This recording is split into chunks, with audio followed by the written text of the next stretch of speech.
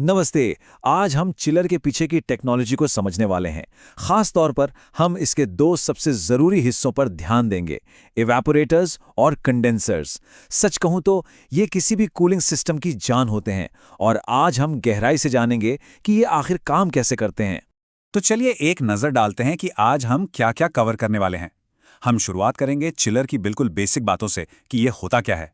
फिर हम heat transfer के पीछे के विज्ञान में उतरेंगे। उसके बाद हम एक एक करके इवेपोरेटर्स और कंडेंसर के अलग अलग प्रकारों को समझेंगे और आखिर में कुछ ज़रूरी प्रैक्टिकल बातों के साथ इसे समाप्त करेंगे। तो ठीक है, अब जब हमें अपना रास्ता पता है तो चलिए शुरू करते हैं। हमारा पहला सेक्शन है चिलर्स का परिचय। तो सबसे पहला सवाल, चिलर आखिर है क्या? देखिए, आसान भाषा में इसे एक बहुत ही शक्तिशाली एयर कंडीशनर की तरह समझ सकते हैं। लेकिन एक फर्क है, एसी हवा को ठंडा करता है जबकि चिलर एक तरल जैसे पानी को ठंडा करता है। फिर इस ठंडे पानी का इस्तेमाल कहीं भी किया जा सकता है, बड़ी इमारतों की हवा ठंडी करने के लिए या फैक्ट्री की मशीनों को ठंडा रखने के लिए। इसीलिए इसे किसी भी बड़े कूलिंग सिस्टम का दिल कहा जाता है। अब ये जानना बहुत दिलचस्प है कि चिलर्स को अलग अलग प्रकारों में कैसे बांटा जाता है। इसका सबसे आम तरीका कंडेंसर के प्रकार पर आधारित है।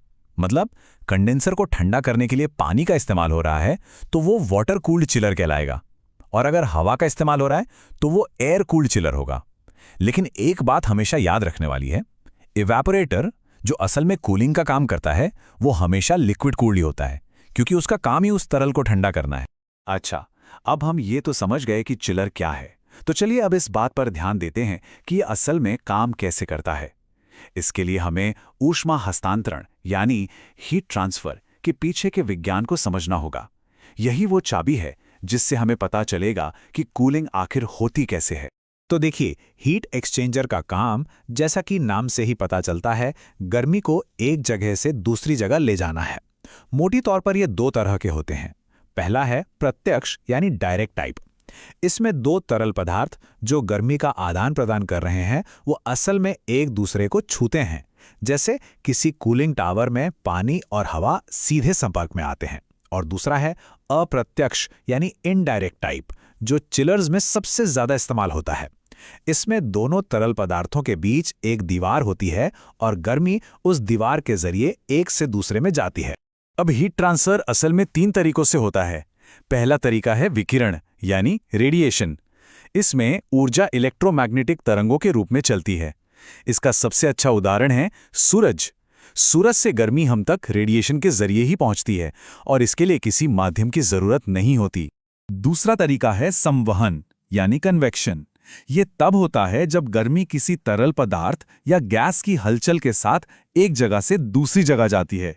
जैसे जब हम पानी उबालते हैं तो गर्म पानी हल्का होकर ऊपर उठता है और ठंडा भारी पानी नीचे जाता है। पानी का ये घूमना ही गर्मी को पूरे बर्तन में फैलाता है। इसी प्रक्रिया को कन्वेक्शन कहते हैं। और तीसरा तरीका है चालन यानी कंडक्शन। इसमें गर्मी किसी ठोस चीज या ठहरे हुए तरल के अंदर एक अणु से दूसरे अणु में, फिर दूसरे से तीसरे में ऐसे आगे बढ़ती है। जैसे जब आप चाय के गर्म कप को पकड़ते हैं तो कप की गर्मी आपके हाथ में कंडक्शन के जरिए ही पहुंचती है। अब इन प्रक्रियाओं को मापने के लिए इंजीनियर्स एक बहुत जरूरी फॉर्मूला इस्तेमाल करते हैं, Q = U × A × ΔTm। चलिए इसे आसान भाषा में समझते हैं। यहाँ Q का मतलब है हीट ट्रांसफर की दर, यानी कितनी गर्मी ट्रांसफर हो रही है। U है ट्रांसफर गुणांक, जो बताता है कि गर्मी कितनी आसानी से ट्रांसफर हो रही है। A है सतह का क्षेत्रफल, मतलब जितनी ज्यादा सतह उतनी ज्यादा गर्मी ट्रांसफर होगी। और ΔTm है लॉग मीन टेम्परेचर डिफरेंस, जो कि गर्मी को धकेलने वाली असली ताकत है। ये पहली बार में थोड़ा मुश्किल लग सकता है, पर यह हमें बताता है कि कोई हीट एक्सचेंजर कितना कुशल है। ये डायग्राम बहुत अच्छे से दिखाता है कि जब दो तरल पदार्थ हीट एक्सचेंजर से गुजरते हैं तो उनके तापमान में कैसे बदलाव आता है। एक तरल गर्म होकर अंदर आता है और ठंडा होकर बाहर निकलता है।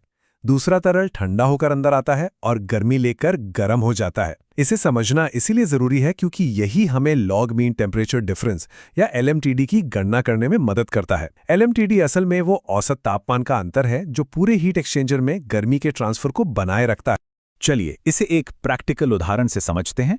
मान लीजिए कि ठंडा होने वाला पानी 12 डिग्री सेल्सियस पर इवेपोरेटर में आता है और 7 डिग्री पर बाहर निकलता है, और जो रेफ्रिजरेंट है वो 4 डिग्री सेल्सियस पर उबल रहा है। तो सबसे पहले हम इवेपोरेटर के दोनों सिरों पर तापमान का अंतर निकालेंगे। एक सिरे पर अंतर होगा 12-4 यानी 8 डिग्री सेल्सियस। इसे हम θ1 कहेंगे। दूसरे सिरे पर अंतर होगा 7-4 यानी 3 डिग्री सेल्सियस। इसे हम θ2 कहेंगे। तो जब हम इन दोनों मानों 8 डिग्री और 3 डिग्री को LMTD के फॉर्मूले में डालते हैं तो हमें 5.1 डिग्री सेल्सियस का मान मिलता है। यही वो जरूरी नंबर है। ये हमें बताता है कि गर्मी को ट्रांसफर करने वाली औसत ड्राइविंग फोर्स 5.1 डिग्री सेल्सियस है। ये अंतर जितना ज्यादा होगा उतनी ही तेजी से और उतनी ही ज्यादा गर्मी ट्रांसफर की जा सकती है। मतलब सिस्टम उतना ही कुशल होगा। तो चलिए अब थ्योरी से आगे बढ़कर चिलर के असली घटकों पर आते हैं और शुरुआत उस हिस्से से करते हैं जो असल में कूलिंग का सारा काम करता है, यानी इवेपोरेटर। इवेपोरेटर के दो बहुत ही मुख्य काम हैं। पहला और सबसे जरूरी काम है गर्मी को सोखना यानी कूलिंग प्रदान करना, लेकिन इसका दूसरा काम भी उतना ही महत्वपूर्ण है और वो है कंप्रेसर की सुरक्षा करना। यह सुनिश्चित करता है कि कंप्रेसर में वापस जाने से पहले सारा तरल रेफ्रिजरेंट पूरी तरह से भाप यानी वाष्प में बदल जाए। ऐसा करने बहुत जरूरी है क्योंकि कंप्रेसर सिर्फ गैस को कंप्रेस करने के लिए बने होते हैं, तरल को नहीं। अगर तरल कंप्रेसर में चला गया तो वो पूरी तरह से खराब हो सकता है। इस प्रक्रिया को सुपर हीटिंग कहते हैं। इवेपोरेटर्स के मुख्य रूप से 4 प्रकार होते हैं: brazed plate heat exchangers, DX shell and tube, flooded shell and tube और falling film shell and tube. अब हम इनमें से 2 सबसे आम प्रकारों को थोड़ा और विस्तार से देखेंगे। पहला है ब्रेज्ड प्लेट हीट एक्सचेंजर। इसके कई फायदे हैं। ये कॉम्पैक्ट होता है, मतलब छोटी जगह में आ जाता है। इसमें रेफ्रिजरेंट भी कम लगता है और ये काफ़ी किफ़ायती भी होता है। लेकिन इसका एक बड़ा नुकसान भी है। इसकी प्लेटों को एक साथ पक्के तौर पर वेल्ड यानी ब्रेस कर दिया जाता है। इसका मतलब है कि इसे खोला नहीं जा सकता, और अगर इसे खोल नहीं सकते तो इसकी अंदर से सफाई करना भी लगभग नामुमकिन है। इसलिए ये उन सिस्टम्स के लिए सबसे अच्छा है जहां पानी बहुत साफ हो। अगला है DX शेल एंड ट्यूब। ये भी एक बहुत ही कुशल डिजाइन है, खासकर छोटे आकारों में। लेकिन इसकी मुख्य कमजोरी ठंडे मौसम में है। इसके अंदर पतली पतली ट्यूब्स होती हैं जिनमें पानी बहता है। अगर किसी वजह से पानी का तापमान 0 से नीचे चला जाए तो वो जम जाएगा, और हम सब जानते हैं कि जमने पर पानी फैलता है। ये फैलाव इतना शक्तिशाली होता है कि ये तांबे की ट्यूब्स को फाड़ सकता है, जिससे बहुत बड़ी और महंगी मरम्मत की जरूरत पड़ सकती है। अच्छा, तो एवेपोरेटर ने गर्मी को सिस्टम के अंदर खींच लिया। अब सवाल उठता है कि इस खींची हुई गर्मी का क्या किया जाए। इसे सिस्टम से बाहर भी तो फेंकना है, और यही काम करता है साइकिल का दूसरा महत्वपूर्ण हिस्सा, कंडेंसर। कंडेंसर का काम सिस्टम से कुल गर्मी को बाहर निकालना है। यहां कुल गर्मी का मतलब सिर्फ वो गर्मी नहीं है जो इवेपोरेटर ने पानी से सोखी थी, बल्कि इसमें वो गर्मी भी शामिल है जो कंप्रेसर ने रेफ्रिजरेंट को दबाते समय पैदा की थी। कंडेंसर इन दोनों गर्मियों को मिलाकर बाहर निकालता है, जिससे रेफ्रिजरेंट गैस वापस तरल में बदल जाती है और साइकिल फिर से शुरू होने के लिए तैयार हो जाता है। इस प्रक्रिया को सब कूलिंग कहते हैं।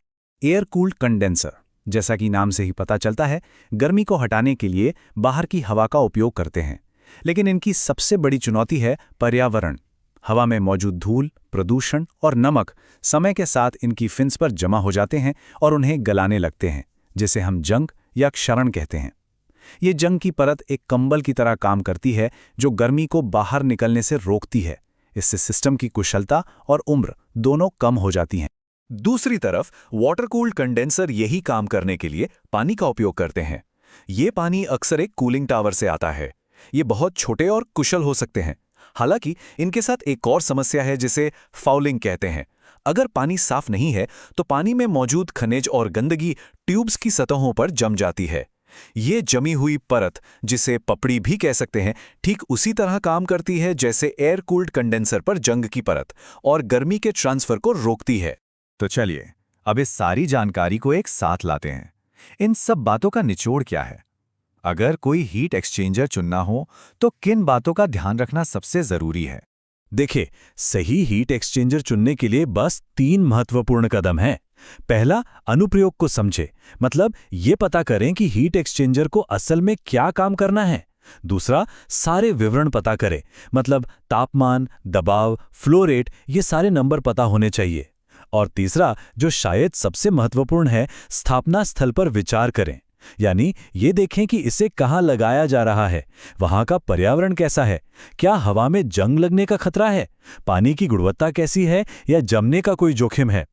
इन 3 कदमों का पालन करने से यह सुनिश्चित होगा कि सिस्टम कुशल, भरोसेमंद और लंबे समय तक चलने वाला हो।